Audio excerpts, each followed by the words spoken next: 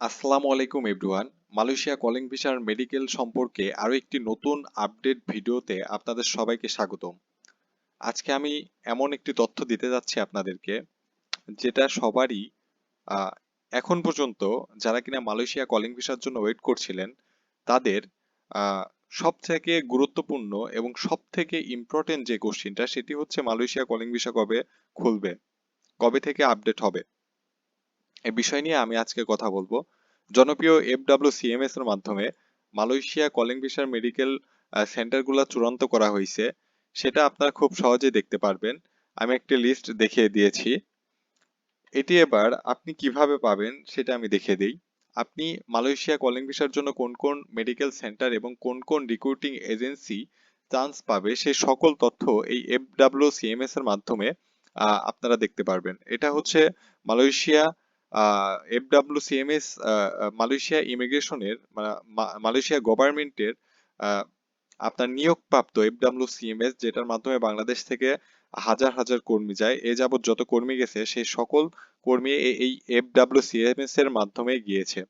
আচ্ছা, মূলত কথা, ইতিমধ্যে আমার অনেক ভিডিওতে অনেকে আজে বাজে অনেক কথা বলেন, যেটা আসলে আম, আপনারা ভিডিওটি না দেখে না বুঝে আপনারা সবাই আমার ভিডিওতে আজে বাজে কমেন্ট করেন। আসলে ভাইয়া, মালয়েশিয়া কলিং ভিসা নিয়ে এখন পর্যন্ত জনপ্রিয় নিউজ কোনোটাই হয়নি, তাই সকল মিডিয়া, সকল আপনার হচ্ছে সোশ্যাল মিডিয়া থেকে শুরু করে নিউজ মিডিয়া থেকে শুরু করে সবাই এটা নিয়েই ভিডিও বানাচ্ছে, কিন্তু লিগেল যে কথাগুলা সেটা কেউ বলতেছে না।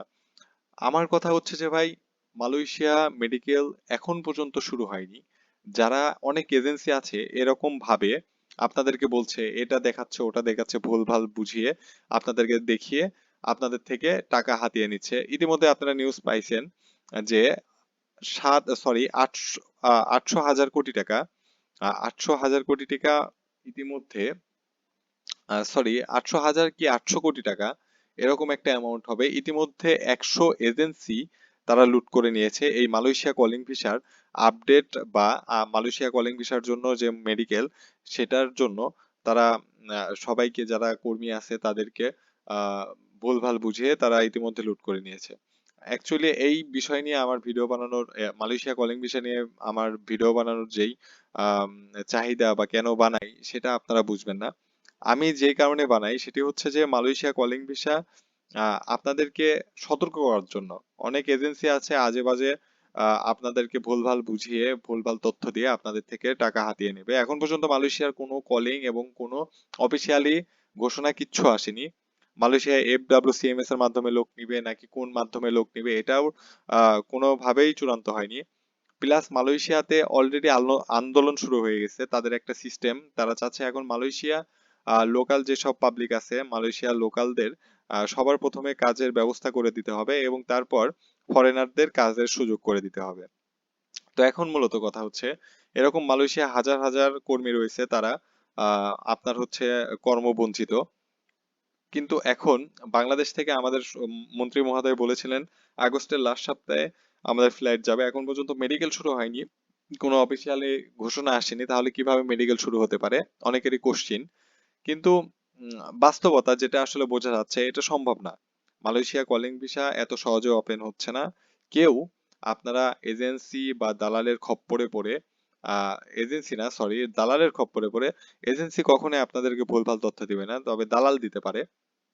আপনারা কখনোই দালালের আহ খপ্পরে পড়ে আপনার টাকা, আপনার সর্বোচ্চ কখনোই হারাবেন না, এই দিকে সতর্ক থাকবেন। আর আমার ভিডিওটা আসলে শেষ পর্যন্ত দেখবেন, তারপর খারাপ মন্তব্য কি ভালো মন্তব্য সেটা আপনি করবেন। ভিডিও না দেখে ভাই খারাপ মন্তব্য করা, খারাপ কমেন্ট করা, এগুলা ঠিক না। তো ভালো থাকবেন। আরো একটি ভিডিও নিয়ে আমি আলোচনা করব, সেটি হচ্ছে বিএমইটি রেজিস্ট্রেশন। অলরেডি যারা বিএমইটি রেজিস্ট্রেশন করেছেন বা করবেন তাদের অনেকেরই অনেক সমস্যা দেখাইছে। আমি সেটার একটি ভিডিও আপলোড করে দিব। তো ভালো থাকবেন সবাই, খোদা হাফেজ।